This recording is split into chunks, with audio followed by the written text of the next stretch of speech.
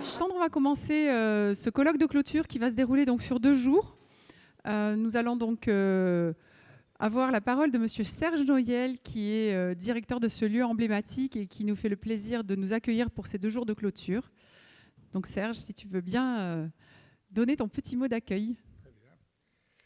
Alors, merci d'être venu et merci à l'agence régionale d'avoir choisi ce théâtre. Alors, c'est peut-être pas un hasard, nous sommes connus, on a été ensemble au Costa Rica dans une délégation pour découvrir le parc national, voilà, Corcovado. Et là, je me suis rendu compte de l'importance dans cette région des parcs régionaux et des parcs nationaux. Il faut se dire que nous avons la région où il y a le plus de parcs et où il y a le plus d'initiatives culturelles en France. Donc on a quelque chose à faire ensemble, c'est évident. Et vraiment, d'avoir choisi ce théâtre, on est très touchés. Vous voyez, cette structure, nous l'avons pensée, non pas de façon florentine, mais de façon très, je dirais, rigoureuse, minimaliste, avec une ingénierie qui fait que c'est l'un des théâtres qui a coûté le moins cher en France, 3,2 millions. Pour vous donner un ordre d'idée, la Joliette a coûté 11 millions. Donc, ce théâtre a été construit et pensé avec les Charpentiers du Doubs, et c'est vraiment un théâtre écologique et éco-responsable, puisque été comme hiver, il y a 16 degrés en permanence. Voilà, c'est comment repenser l'écologie, y compris dans la construction, et la construction au niveau des théâtres. En France, vous pourrez observer que la plupart des théâtres, comme dans les supermarchés et tout, on envoie l'air chaud en haut et on aspire le renouvellement par le bas. Si bien que dans les théâtres, en France, les danseurs ont froid et les spectateurs ont chaud. Et nous, on a fait l'inverse parce que la troupe est une troupe internationale. Nous tournons en Allemagne, en Hollande, en Chine, en Russie, en Espagne, en Italie, en Hollande, voilà. Et je me suis aperçu que dans les pays nordiques, ils faisaient l'inverse. Et ça a été une très grosse difficulté pour trouver une entreprise en France qui accepte donc d'aspirer l'air chaud en haut. Donc l'air chaud arrive déjà avec une certaine forme de température et il y a peu à la réchauffer pour l'envoyer au sol en bas. Donc voilà ce bâtiment, c'est l'un des plus grands plateaux de Marseille. Il peut encore s'avancer de plus de 2 mètres, il fait 21 mètres d'ouverture, 20 mètres de profondeur. Et il peut aller en forme de concert à 750 spectateurs.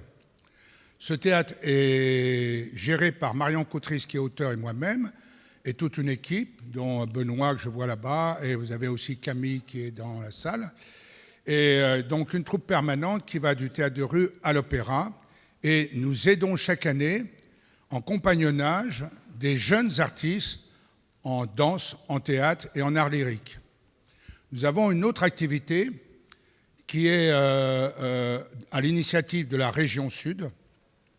Nous travaillons dans les Alpilles, avec le parc régional des Alpilles et surtout avec 8 villes dans les Alpilles, sur une caravane des Alpilles. Et donc, nous amenons une centaine d'artistes, soit en déambulation dans la ville, soit à l'intérieur du parc, sur un parcours de plus de 2 heures à 3 heures. Et les gens, par groupe de 80, pendant 3 heures, circulent. Et dans le parc ici, national, ça fait 2 ans que nous travaillons et chaque année nous avons entre 800 et 900 spectateurs. On a eu une rencontre récemment avec le parc national des Calanques et nous envisageons de réfléchir sur les entrées, différentes entrées du parc pour essayer de comprendre comment on peut organiser la découverte du public et d'associer art et biodiversité.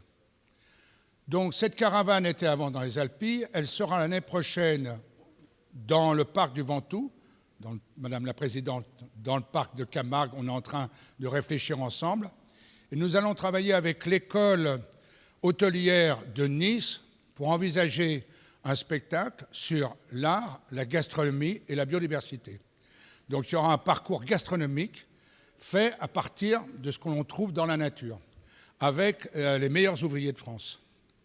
Voilà, pour vous situer. Donc c'est un théâtre à la fois intramuros, j'espère que vous viendrez, Et ensuite, c'est aussi un théâtre qui est sur le territoire général de la région.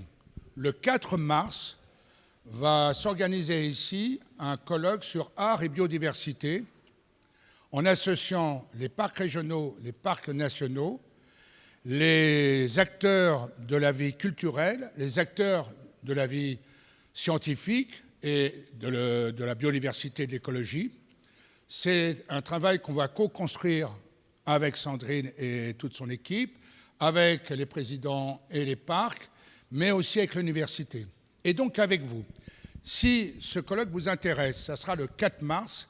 Alors je cherche Camille, je ne sais pas où elle est. Elle est tout en haut.